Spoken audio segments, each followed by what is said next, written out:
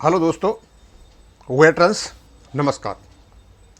आज रक्षाबंधन है और मेरे जितने भी व्यूअर्स हैं उन सबको मैं रक्षाबंधन की शुभकामनाएं प्रेषित करता हूं। इसलिए हैप्पी रक्षाबंधन और लास्ट में भी हैप्पी रक्षाबंधन। आज बहुत ही पवित्र त्यौहार है और आज इस पवित्र त्यौहार पर मैं कई लोगों से कई प्रकार की बातें पूछना चाहता हूं और कॉन्सेप्ट एक ही है कि जब पेंशन का विकल्प आया था तो उस समय एक ही कॉन्सेप्ट था, एक ही फिलॉसफी थी और फिलॉसफी थी कि जो एम्प्लॉयर का हिस्सा है, जो सीपीएफ बनता था जिससे, उसको एम्प्लॉयर यानी बैंक हमें नहीं देगा, अपने पास रख लेगा। अब वो कैसे रखेगा कैसे नहीं रखेगा ये रेगुलेशन में बताया गया है। उसके बदले में हमें पेंशन दी जाएगी। इसका मतलब ये हुआ कि एम्प्लॉयर जो भी कंट्रीब्यूट करता है उससे पेंशन फंड बनेगा और इसका जिक्र रेगुलेशन 1995 में भी कहा गया है। The bank shall be a contributor to the fund, यानी एम्प्लॉयर जो है इसमें कंट्रीब्यूट करेगा। shall ensure that sufficient sums are placed in it to enable the trustees to make due payments to beneficiaries under these regulations।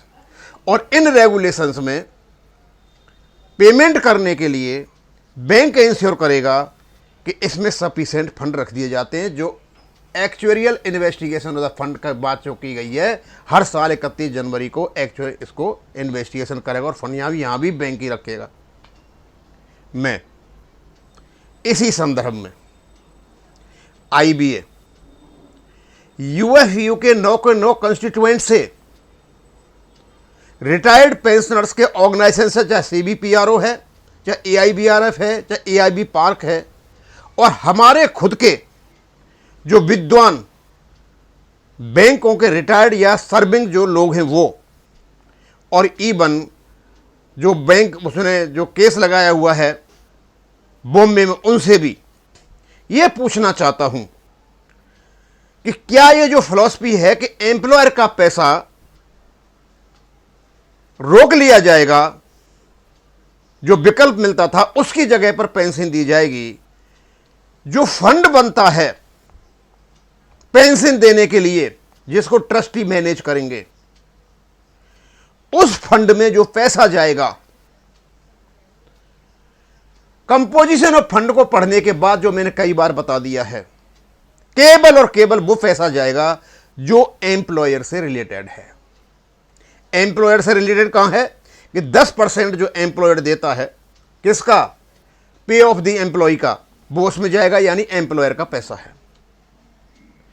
जो लोग service कर रहे थे और ऑलरेडी उनका पैसा जो कट चुका था एम्प्लॉयर वाला, और उसमें जो ब्याज हो गया वो उसमें जाएगा। तीसरा, कोई व्यक्ति यदि नोटिफाइड डेट से पहले पेंशन चला गया है, उसको पेंशन लेनी है, पेंशन चला गया और पेंशन क्या रिटायर हो गया है और पेंशन लेनी है, तो जो भी एम्प्लॉयर वाला पैसा ले गया है ब्याज के साथ उसको जमा कराएगा। यदि इस फंड में आने से पहले सीपीएफ का पैसा नहीं, एम्प्लॉयर का पैसा कहीं इन्वेस्ट किया है, तो उसका जो ब्याज बनता है वो यहां पे आ जाएगा।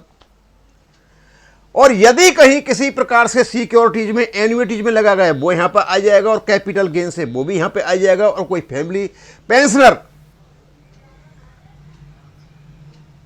जो है और वो पेंशन लेना चाहता है, तो वो भी वही जो पैसा गया हुआ है उसको यहां जमा करा देगा और इस प्रकार से ये फंड बनेगा। इसमें कहीं भी ये नहीं कहा गया है कि एम्प्लॉयज ऑफिसर से पैसा लिया जाएगा।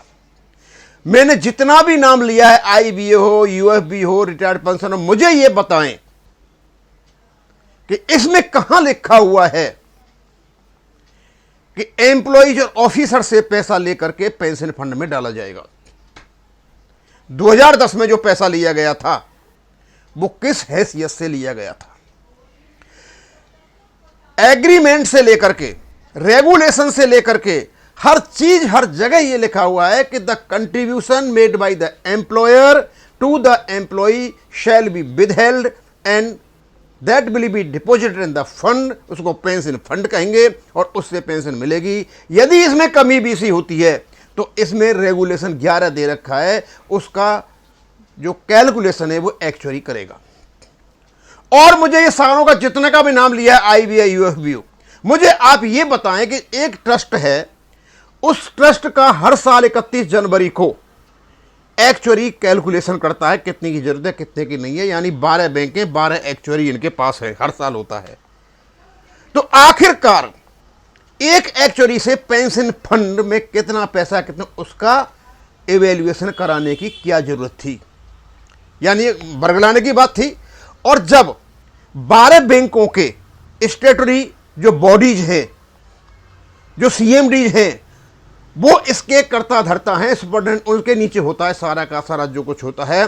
तो इन सब के लिए एक एक्चुअरी आप कैसे बनाओगे, जबकि उनके पास ऑलरेडी एक्चुअरी है, वही बता सकता है कितना खर्चा आएगा कितना नहीं आएगा। जो सुप्रीम कोर्ट में सारी बात कही गई थी कि एक्चुअरी करेंगे, ये करेंगे, पेंशन फंड देखेंगे, ये देखेंगे वो देखेंगे।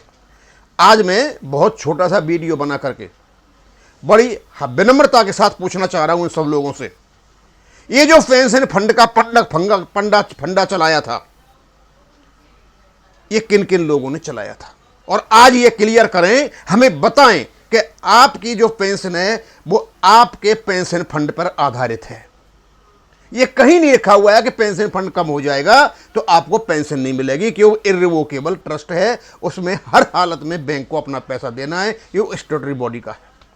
और स्टेटरी बॉडी ने जो अप्रूव कर रखा है रेगुलेशन, उसमें किसी प्रकार से घुसने की अनुमति IBA को नहीं है। तो IBA क्यों घुसता है? IBA ने खुद कहा है कि ऑफिसर और एम्प्लॉय के कंट्रीब्यूशन से पेंशन फंड बना है। ये जो झूठ इन्होंने IBA में कहा, वो किस बेस पे कहा?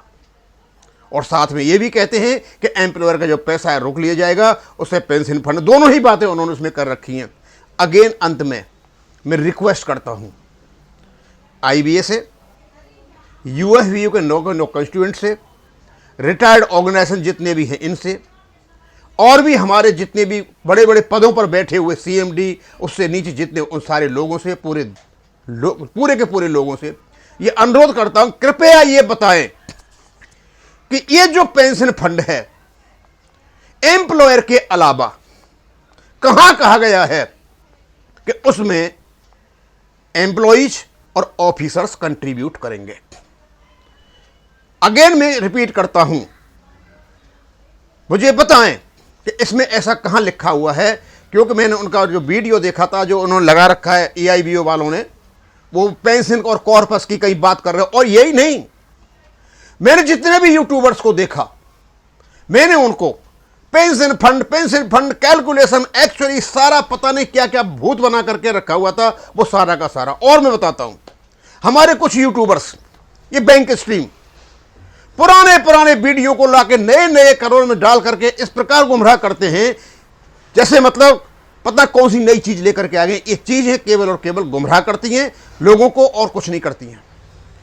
आप लोगों से भी रिक्वेस्ट है कि आप डालें तो सही चीज़ों को डालें, पीछे की चीज़ों को रिपीट न करें, क्योंकि ये गलत रास्ते पर ले जाती हैं।